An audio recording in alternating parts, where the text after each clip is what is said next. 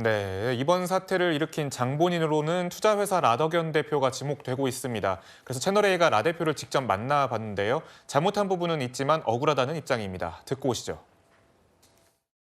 저희가 1인 매매한 건 사실입니다. 이건 제가 잘못했습니다. 제일 처음에 시작할 때 이거는 로빈훗 프로젝트다. 홍길동이다. 저 스스로 그렇게 표현을 했어요. 2천억 돼 있다가 2조까지 올라왔어.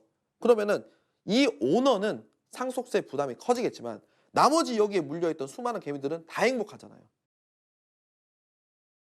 네, 지금 보면은 알만한 그런 연예인들이 현재 피해자다라고 주장을 하고 있습니다. 이 사람들이 믿음을 가지고 이렇게 돈을 맡긴 어떤 수법이 되게 궁금하실 것 같은데 좀 소개해 주신다면요. 저는 굉장히 깜짝 놀랐어요. 이 사람이 이렇게 자기가 판을 설계했다라고 시인을 하면서 이렇게 TV에 얼굴을 다 공개하고 이렇게 한다는 것 자체가 뭔가 자신감이 있는 거 아닌가.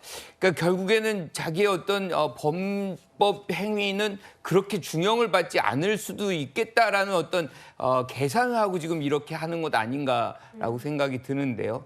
일단 투자 이 회사가 금융위에 등록도 지금 안 돼 있는 투자 회사라고 얘기를 해요. 그러면서 투자업을 이제 진행한 것이고, 근데 이제 많은 사람들이 투자를 할 때는 가장 우려하는 게 이게 신뢰할 수 있느냐는 부분이거든요.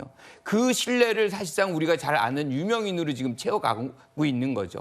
아주 유명한 뭐 연예인이라든가 아니면 의사라든가 등등의 어떤 재력가들이 여기 우리 함께한다라고 하면 이게 굉장히 유력한 어떤 투자 처인 모양이다라고 해서 이제 돈을 모아오는 건데 지금 한 1,000명 정도가 지금 투자가 돼 있다라고 얘기를 하는데 뭐 확실한 건 모른다고 해요 아직은.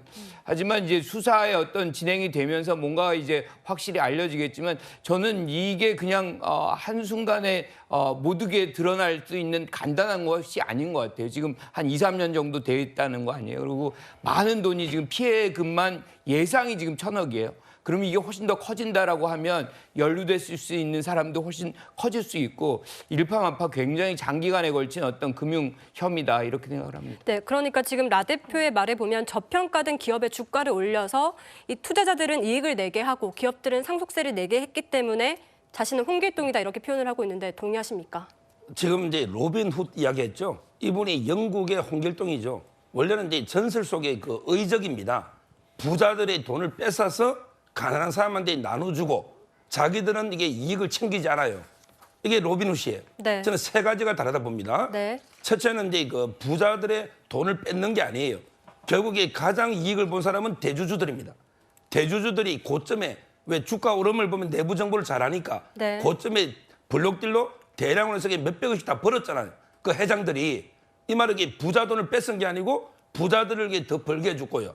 그다음에 두 번째 로빈훗은 자기 개인 이익을 안 취하잖아요.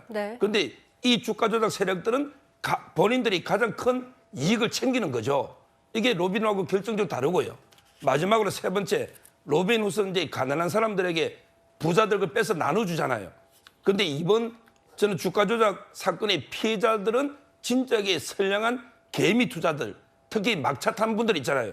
마지막에 주가가 엄청 올랐을 때 그래프가 이게 주가 흐름이 좋으니까 선의로 근데 주식을 샀다가 완전히 뭐 4일, 3일 전벽에 한가 치니까 피눈물을 흘리고 있지 않습니까? 오히려 개미들에게 엄청나게 피해를 준 거죠. 이 점에서 이게 저는 세 가지가 로빈훗과 다르다. 그래서 궤변으로 보는 거예요. 변호사님, 그런데 지금 라 대표는 작전 세력은 또 따로 있다고 하면서 본인도 손실을 입었다 이렇게 주장을 하고 있거든요. 이런 주장에 대해서는 어떻게 보십니까? 아마 이제 그 본인도 작전 세력은 분명하고요. 그런데 또 다른 작전 세력을 이용하는 작전 세력도 있습니다. 네. 저는 이게 두 가지를 조사하는 게 첫째는 이제 회사의 대주주들 있잖아요. 네. 이분들은 작전 세력하고 공모는 안 하지만 주가 흐름을 보면 작전 주행을 알거든요. 이럴 때 작전 주식을 대량으로 매도해 버리는 거죠. 그러면 이제 이분들도 저는 수사를 해야 된다. 지휘관을 불문하고 이분들도 저는 의심이 가고 두 번째는 이제 그 공매도 세력이 있습니다. 예를 들어 주가가 엄청나게 올랐다. 이럴 때 주식도 없이 공매도로 팔면 한가 칠수록 전부 역으로 상한가로 이익을 버는 거죠. 따라서 저는 뭐 모든 세력이 다 작전 세력이다. 라더견 대표도 작전 세력이고 이걸 이용한 다른 작전 세력이 대주주와 공매도 세력이다. 이래 봅니다. 네, 지금 라 대표가 한 증권사 회장이죠. 김익래 회장이 주가 조작에 가담을 했다라고 주장을 하면서 김익래 회장이 실제로 주가 폭락 전 그룹 지주사인 다우데이터 주식을 140만 주를 팔아서 모두 605억 원 상당을 현금화했다라고 주장을 하고 있습니다. 이를 두고 작전 세력과 미리 짠 게 아니냐는 의혹이 계속 나오고 있는데 회사는 전면 부인하고 있습니다. 관련 영상 보고 오시겠습니다.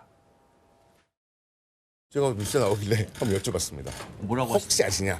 전혀 모르시고 80년생이 그렇더라고요. 회장님 어떻게 아시겠어요? 반대매매가 나올 것이다 라는 정보를 우리가 알 수가 없거든요. 네, 그러니까 김익래 회장 측은 다시 말하면 간단히 말하면 증여를 위한 것이다. 뭐 이렇게 주장을 하고 있는데요. 좀 네. 어떻게 보시는지요? 글쎄요, 뭐 그렇게 해명은 할 수 있겠지만 너무 시점이 공교롭지 않습니까? 네. 어떻게 주가가 떨어지기 직전에 이 고점일 때 팔아가지고 600억이 넘는 이 돈을 챙겼을까? 일반인들이 생각하기에는 굉장히 납득하기가 좀 어려운 상황입니다. 이 부분에 대해서도 이 금융감독 당국에서 이 철저한 좀 수사가 있어야 될 것 같고요. 일반적으로 우리가 여론 조작을 민주주의의 적이라고 얘기하지 않습니까? 자본시장, 자본주의의 적은 이 주가 조작입니다. 모든 사람 시장 참여자들이 공정하게 경쟁할 수 있도록 해야 함에도 불구하고 특정 정보를 가지고 있는 세력이 이 작전을 통해서 주가를 끌어올리고 그 작전 내용을 알고 있는 극소수가 그 작전을 활용해서 막대한 이익을 취한다라면 이 시장 참여자 대다수를 피해자로 만들고 사실상의 이 돈을 갈취하는 이 결과를 가져오기 때문에 이번 사건은 이 이복현 금융감독원장은 이 검사 시절 굉장히 뛰어난 이 수사 능력을 보여준 분 아닙니까? 이번이야말로 이복현 금감원장의 실력을 보여줄 때다 이런 생각이 듭니다. 네, 검찰과 금융당국이 S지발 주가 폭락 사태를 합동 수사합니다. 이 수많은 자산가가 얽혀 있는 상황에서 수사가 제대로 될지도 의문인데요. 이 수사팀은 지위와 재산을 막론하고 조사하겠다고 밝혔습니다. 장현주 변호사님, 이들 일당이 좀 어떤 혐의를 앞으로 적용받게 될 거라고 보십니까? 일단 자본시장법상의 시세 조정과 시세 교란 행위에 대해서 엄정하게 처벌하는 규정들이 있습니다. 특히 자본시장법 176조에 보면 누구든지 서로 짠 후에 매수하는 행위를 금하고 있고 이거에 대해서는 이제 처벌이 이루어지게 되는데요. 그렇기 때문에 지금 금감원장뿐만 아니라 금융위 그리고 이제 수사를 하고 있는 서울 남부지검의 금융증권 합수단이 있습니다. 그곳에서도 아까 법과 원칙대로 엄정하게 수사를 하겠다라는 원칙입니다. 특히 자본시장법상에서 그런 이제 이런 시세 조정 행위라든지 주가 조작 혐의에 대해서는 굉장히 또 처벌이 나름대로 막중합니다. 그러나 문제는 지금까지 우리가 여러 건의 시세 조정 행위나 주가 조작 행위에 대해서 어떻게 처벌이 이루어졌는지에 대해서 시장과 국민들이 다 알고 계시는데요. 국민들 그리고 개미들이 피눈물을 흘린 것에 비해서 그 주가 조작 일당들이 받은 형은 심지어는 집행유예형으로 실제로 풀려 나오는 경우들도 우리가 많이 보았기 때문에 과연 이 주가 조작 혐의에 대해서 이 사회적인 패약도에 비해서 이 혐의자들에 대한 그런 처벌이 제대로 이루어지고 있느냐에 대해서는 많은 지적이 있는 것 같습니다. 이번에는 정말 본보기로 합수단뿐만 아니라 금감원에서도 이 부분을 잘 파악해야겠지만 결국에는 법원에서도 엄중한 책임을 내려서 주가 조작을 시도했을 경우에는 정말 엄정하게 처벌을 받게 되고 형사적으로도 막중한 처벌을 받게 되고 정말 인생을 망칠 수도 있다. 이런 교훈을 보여줘야만 우리가 또 개미들이 피눈물 흘리는 이런 피해가 없을 수 있겠다라는 생각이 듭니다. 네, 지금 수사는 좀 이렇게 진행이 될 텐데 서정욱 변호사님, 일반 주식 투자자들, 흔히 개미라고 불리는 주식 투자자들은 이렇게 수익률을 높여주겠다라고 다가오는 사람들 좀 주의를 해야 될 것 같아요. 박혜용 씨 같은 경우는 본인 주장이지만 앱에서 수익률을 보여주면서 이렇게 투자를 요청을 했다라면서 이제 그것을 믿었다라고 주장을 하고 있는 상황이잖아요. 어떤 걸 좀 주의를 해야 될까요?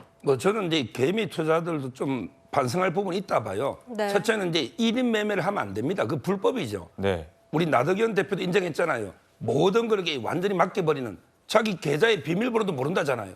이런 게 1인 매매는 안 하는 게 맞고요.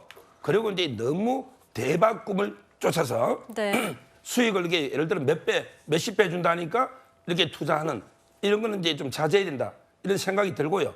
아마 이제 이번 수사는 참고로 이복현 원장이 주도하는 건 아니고 단성한 이분이 이제 그 남부지검의 합수단장입니다. 그런데 이복현 단성한 이분이 서울대 경제학과 동문회 32기 연수원 동기인데 전부 이게 서울대 경제학과 출신의 최고 수사통이에요. 아마 저는 이제 두 명이 콤비가 제대로 이렇게 수사를 밝혀주지 않을까. 단성한 이복현 이렇게 봅니다. 네, 주가 조작 스캔들로 번진 SG증권발 주가 폭락 사태까지 짚어봤습니다.